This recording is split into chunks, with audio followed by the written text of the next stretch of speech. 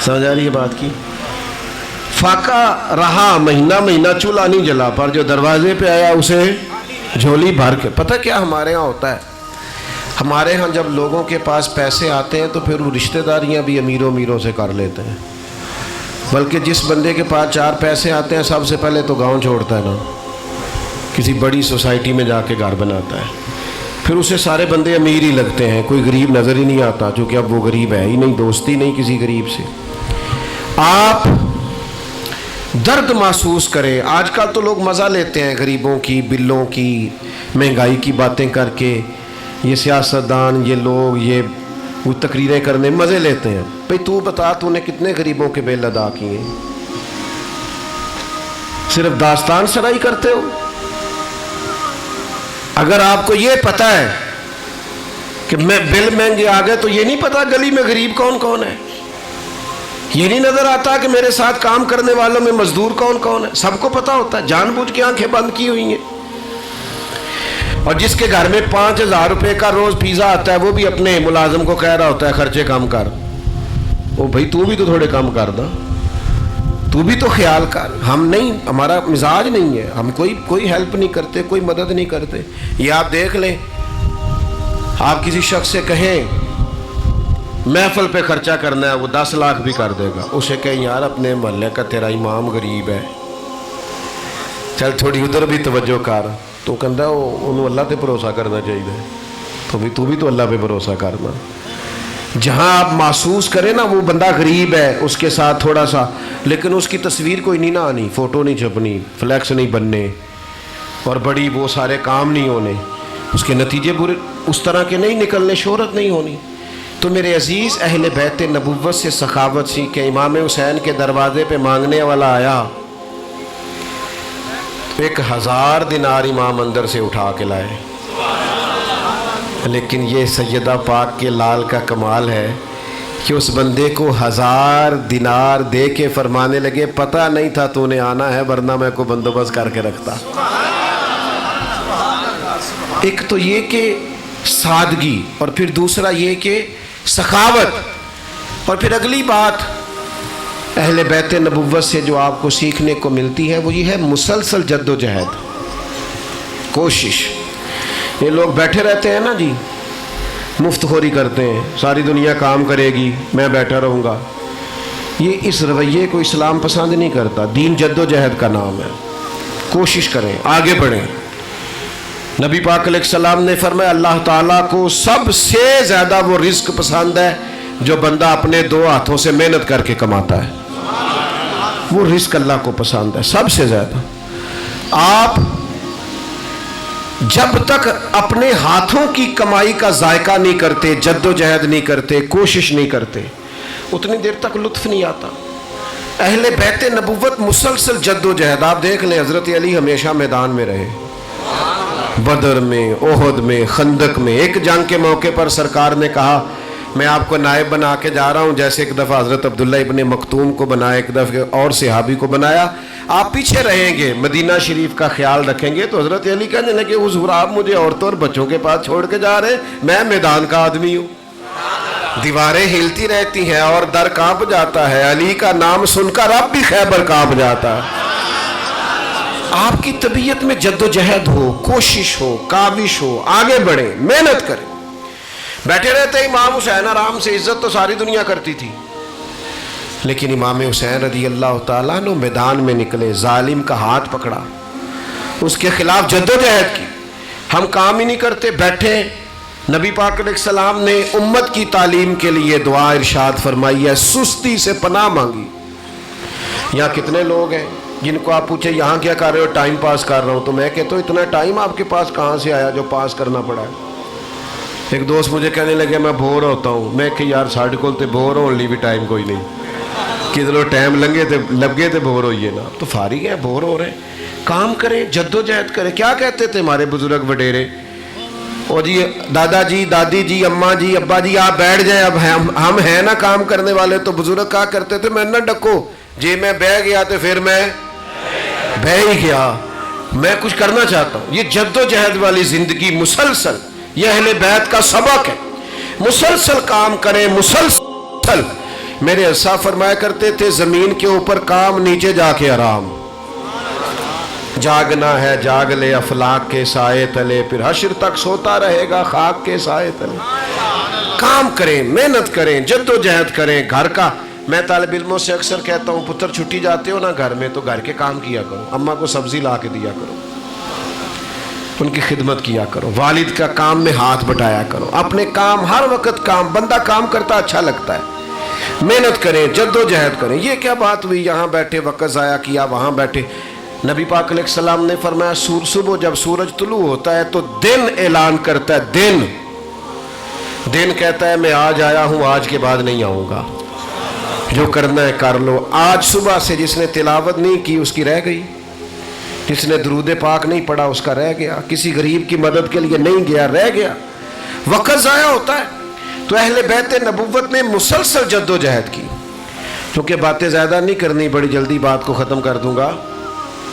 پھر اہل بیت میں استقامت بڑی ہے.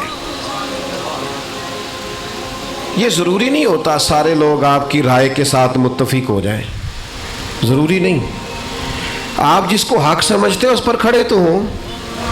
ہمارے نوجوان صبح کوئی پروگرام بناتے ہیں دوپہر تک کینسل کر دیتے ہیں. وہ جی میں بڑے کام شروع کیتے نے کامیاب نہیں ہویا. میں کیا بڑے چھڑ دینا تو ہی کوئی کرنا، اور صحیح کر کے کر، ڈٹ کے کر. تھوڑا سا ٹھہریں. استقامت جب آپ ٹھہرتے ہیں، استقامت آپ میں آتی ہے تو اللہ مدد کرتا ہے. نبی پاک علیہ السلام نے فرمایا اللہ تعالیٰ کو وہ عمل زیادہ پسند ہے جو تھوڑا کیا جائے پر روز کیا جائے. ہم ایک دن جناب سارے کام کر دیں گے، دوسرے دن فل چھٹی. استقامت آپ دیکھیں امام حسین کی سارے حرب یزید نے استعمال کر لیے. پردیس بھی تھا، بھوک پیاس بھی تھی، بچوں کا ساتھ بھی تھا، حالات بھی اور تھے. خواتین اور مستورات اور پاک باز بیبیاں بھی ساتھ تھیں. لیکن اس کے باوجود کوئی چیز امام کی استقامت میں لغزش پیدا کر سکی. ہم نہ استقامت نہیں دکھاتے، ہمیں ڈٹنا نہیں آتا. او بھئی آپ ڈٹیں تو صحیح. آہستہ آہستہ لوگ آپ کے قائل ہو جائیں گے، آپ کے موقف کو مان لیں گے. لیکن ہمارا رویہ ہوتا ہے جدھر کی ہوا ہوئی ہم بھی سارے. ہم حق پرست نہیں ہوتے، گروہ پرست ہوتے. اپنے اپنے گروپ کو سپورٹ کرتے، حق کو سپورٹ، برادریاں سپورٹ کرنا، قبیلے، یہ گروہ پرستی. حق کو سپورٹ. حق اگر ہماری طرف ہے تو بسم اللہ، اور اگر سامنے والے کی طرف ہے تو پھر حق کو سپورٹ کریں. کوئی آ کے بتائے کہ وہ گلی میں جناب آپ کا بچہ کسی سے لڑ پڑا ہے تو کیا کرتے ہیں؟ سارے ڈنڈے لے کے دوڑ پڑتے ہیں نا. کبھی کسی نے پوچھا ہے کہ غلطی کس کی ہے؟ اپنے بچے کی سپورٹ کرنی. حق یہ بنتا ہے، مسلمان کی شان یہ ہے کہ وہ پہلے معلومات کرے حق کدھر ہے. پھر وہ اگر اپنے بچے کی غلطی ہے تو پھر تو اسے چاہیے کہ وہ مخالف کے ساتھ کھڑا ہو کے اپنے بچے کے خلاف مقدمہ کرے. لیکن چونکہ ہماری طبیعت پتہ نہیں اس ترتیب سے ہم اس کو سینچتے نہیں تو الجھ جاتے. بھائی آپ استقامت اختیار کریں، حق کے ساتھ کھڑے ہوں، کرم ہو جائے گا. امام علی مقام کی سیرت بتاتی ہے کہ کھڑے ہونا سیکھو، سٹینڈ لینا سیکھو، اللہ تمہاری مدد فرمائے گا. اور پھر ہم نے سیکھنا ہے امام حسین سے صبر، حوصلہ، تحمل، بردباری، ٹھہراؤ. آج قوم کو جس چیز کی سب سے زیادہ ضرورت ہے وہ صبر ہے، حوصلہ ہے. ہم فٹافٹ میری طرف دیکھیں جی، ہم فٹافٹ انقلاب چاہتے ہیں. آپ ڈاکٹر کے پاس جائیں دوائی لینے تو کبھی ڈاکٹر نے آپ سے کہا جاتے سارا ہی پتہ کھا لینا، سارا شربت پوری بوتل پی لینا ٹھیک ہو جاؤ گے؟ ایسا کہا اس نے. بلکہ اگر سارا پی لو گے تو زیادہ بیمار ہو جاؤ گے، ساری گولیاں کھا لو گے تو زیادہ طبیعت خراب ہو جائے گی. وہ آپ سے کہتا ہے ایک سیرپ کا چمچ صبح لینا، ایک دوپہر لینا، ایک شام لینا، ایک گولی صبح کھانا، ایک شام کھانا، اور ہفتے کے بعد طبیعت ٹھیک نہ ہوئی تو بتانا. آپ کو دوائی کھانے کے بعد انتظار کرنا ہے. اگر آپ کہتے ہیں میں ٹھیک کیوں نہیں ہوا تو سارے کہتے ہیں یار ابھی کل تو دوائی لی ہے. قوم میں جلدی بڑی پیدا ہو گئی ہے کوئی بھی کام، یہ ہم دیکھتے ہیں لوگ آتے ہیں بچہ داخل کرانے مدرسے میں، کہتے ہیں کتنی دیر میں عالم بن جائے گا. میں کیا، علم تو ساری عمر پڑھنا چاہیے، وہ تو ہمیشہ پڑھنا ہے، لیکن کورس کا ٹائم ہے، کتنی دیر میں کورس مکمل ہو جاتا ہے، باقی تو پڑھے گا تو آگے بڑھے گا. تو میرے عزیز، صبر، حوصلہ، 100 کے قریب قرآن مجید میں علماء نے لکھا ہے آیات ہیں جو صبر کا درس دیتی ہیں، اور احادیث و روایات کو جمع کیا جائے تو تقریباً 500 بنتی ہیں جو صبر کی بات کرتی. اور ان ساری باتوں کو سمیٹ کے مولا علی شیر خدا رضی اللہ تعالیٰ عنہ بیان کرتے ہیں کہ جس طرح انسانی جسم میں سر کا مقام ہے، وہی دین میں صبر کا مقام ہے. آپ میں اگر صبر نہیں تو کچھ بھی نہیں. یہ پتہ امام حسین نے کربلا کا جنگ میدان کیسے جیتا ہے؟ سامنے ظلم تھا، حسین کی طرف صبر تھا. ظلم ہار گیا، صبر جیت گیا. صبر جیت گیا. صبر جیت جایا کرتا ہے. کیوں؟ کہ ان اللہ مع الصابرین، اللہ صبر کرنے والوں کے ساتھ. صبر ہمیشہ فتح یاب، صبر ہمیشہ جیت جاتا ہے، صبر ہمیشہ کامیاب ہوتا ہے. بات سمیٹنے لگا ہوں.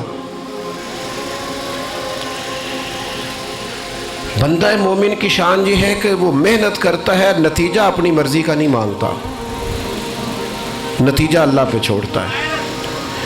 دنیا میں جتنے بھی نبی آئے نا علیہم السلام، وہ سارے کامیاب گئے، سب، تمام انبیاء کامیاب گئے. لیکن کسی کا کلمہ چند لوگوں نے پڑھا ہے، کسی کا چند 100 نے پڑھا ہے. نبی کامیاب گئے. کیوں؟ کہ اللہ نے جو ان کے ذمہ ڈیوٹی لگائی تھی وہ ڈیوٹی انہوں نے پوری کی ہے. ہمارے ذمہ ڈیوٹی کرنا. بہت سارے لوگ کہتے ہیں بڑے سالوں سے تبلیغ کر رہے ہیں، نتیجہ کیا نکلا؟ میں نے کہا آپ نے نتیجہ دیکھا نہیں نا کبھی. ہم نے تو نتیجہ نکلتے دیکھا ہے اللہ کے فضل. اس گرمی میں بھی کبھی اتنی دو لوگ جمع ہوتے ہیں تو یہ تبلیغ کا نتیجہ ہی ہے نا. کبھی کوئی اس طرف سے گزر کر تو دیکھے بڑی رونقیں ہیں فقیروں کے ڈیرے. او بھائی، ہم نے تو نتیجے نکلتے دیکھے ہیں، لیکن نہ بھی نتیجہ نکلے کوئی تو ہمارے ذمہ اذان پڑھنا ہے. نماز کے لیے بندے تو رب بھیجا کرتا ہے، اللہ بھیجتا ہے. اذان پڑھے، مسجد کھولے، اللہ بندے بھیج دے گا. میرے عزیز، امام حسین نے شہادت پیش کر دی پر صبح انقلاب نہیں آیا. یزید 4 سال پھر بھی حکومت کر گیا تھا، صبح ہی اس کی حکومت نہیں بدل گئی. یزید 4 سال حکمران رہا، لیکن اب قیامت تک جو حکومت ہے وہ امام حسین کی ہے. ہم نا بڑی جلدی نتیجہ نکالنا چاہتے ہیں. لوگ ابھی 6 مہینے پوری نمازیں نہیں پڑھتے اور وہ ولی اللہ بننا چاہتے ہیں. ابھی تھوڑا سا جد و جہد کی نہیں تو کہتے ہیں انقلاب کیوں نہیں آ رہا. ہو بھائی تو کام کر، باقی اللہ پہ چھوڑ دے. جب مالک چاہے گا اس کا نتیجہ نکل آئے گا. تو محنت کریں اور نتیجہ اپنے رب پہ چھوڑ دیں. اب میں اپنی ساری تقریر پھر دہراتا ہوں. ایک تو لہجہ پیار والا رکھنا ہے، انشاءاللہ بولیے. اہل بیت نبوت سے محبت کرنی ہے تو راج کے کرنی ہے. اور دوسرا اپنے بچوں سے پیار کرنا ہے حضور کی سنت سمجھ کے. غصے نہیں دکھانے، جلال نہیں دکھانے، ناراضگیاں نہیں دکھانی. اور تیسرا گھروں میں سادگی لائیں، سادگی. تیسرا یہ کہ سخاوت کا مزاج پیدا کریں اور جد و جہد کی طبیعت پیدا کریں، کوشش کریں. اور پھر یہ کہ صبر اپنی زندگی میں پیدا کریں. اور پھر یہ کہ استقامت پیدا کریں. اور ہمیں حضور کی اولاد نے بتایا ہے کہ نتیجے رب پہ چھوڑ دو. اللہ جو کرتا ہے بہتر ہی کرتا ہے، نتیجے اپنے رب کریم پہ چھوڑ دو. میرے بھائیوں، ان باتوں کو آپ نے یاد رکھنا ہے. آخری بات سنیں اور میں دعا کروں. ویسے میری آپ کی خدمت میں گزارش رہی آتے ہی، بڑی جگہوں پہ اس لیے نہیں جاتا کہ دوست نہ یہ وہ بیٹھتے نہیں پیار سے اس طرح جس طرح ہم چاہتے ہیں. بس میں تو اکثر کہتا ہوں یار ویڈیو چاہیے تھی تو ہمیں بتاتے، خود نہ آتے، ویڈیو ہی بھیج دیتے. ساری دنیا اگر اسی کام لگ جائے گی. دیکھیں آپ باقیوں کو پریشان کر دیا آپ نے کھڑے ہو کے. کتنی تکلیف کی بات ہے. آپ کے پیچھے لوگ کتنے نہیں اپنا بٹھائیں جی. اب سارا جلسہ تو بٹھاتے گزر گیا ہے. آپ تو دعا کرنی ہے جی. اب تو ہم کہیں گے ہی نہیں. بس آپ سنیں ایک بات اور میں دعا کرنے لگا ہوں. 2 چیزیں اپنی زندگی میں امام حسین کی ہمیں عطا کردہ ہم نے کبھی نہیں بھولنی. امام حسین نے نہ کربلا میں نماز چھوڑی ہے نہ قرآن کی تلاوت چھوڑی. عشق کرو نماز سے، عشق کرو قرآن پاک، سب کچھ رہ جائے، سجدے اور تلاوتیں کبھی نہیں رہیں. جس کی آج صبح کی نمازیں رہتی ہیں وہ ساری قضاء عشاء کے ساتھ پڑھ کے سونا اور قرآن مجید کو چوم کے تلاوت کر کے سونا، یہ بڑا ضروری ہے، اس کے بغیر گزارا نہیں. میری بڑی دعائیں ہیں ان کے لیے جنہوں نے یہ محنت کی. اللہ تعالی ہماری حاضری قبول فرمائے. اللہم صلی علی سیدنا و مولانا محمد معدن الجود والکرم وآلہ وبارک وسلم. اللہ ہماری حاضری قبول فرما، دوستوں کا اتنی بڑی تعداد میں جمع ہونا قبول فرما، ہمارے گناہوں کو معاف فرما، ہماری غلطیوں سے درگزر فرما، علم نافع عمل صالح کی توفیق عطا فرما، امت کی خیر فرما، فلسطین کے مجبور مسلمانوں کی مدد فرما، ہم سب کے حال پہ رحمت کی نظر فرما، ہماری غلطیاں معاف فرما، دنیا ہو یا آخرت ہو ہماری پردہ پوشی فرما.